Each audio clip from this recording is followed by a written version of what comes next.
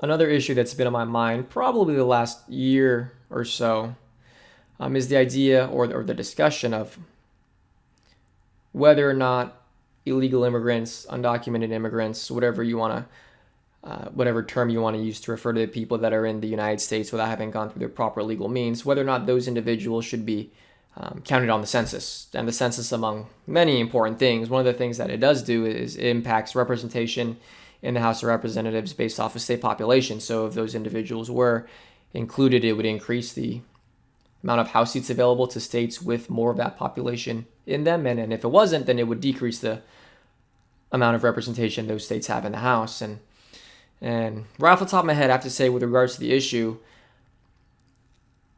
I think it's important for us to be aware of the precedents that we have had in the country in the past. I mean, my mind just immediately goes back to the 3/5 compromise that we had in the Constitutional Convention, wherein the free and the slave states, their compromise was to count 3/5 of the slave population for representation in the House and taxation. And that idea was agreeable to both sides there. But I think the core thing to come out of that acknowledgement is that we did include and we did count non-citizens for the sake of House representation in the past.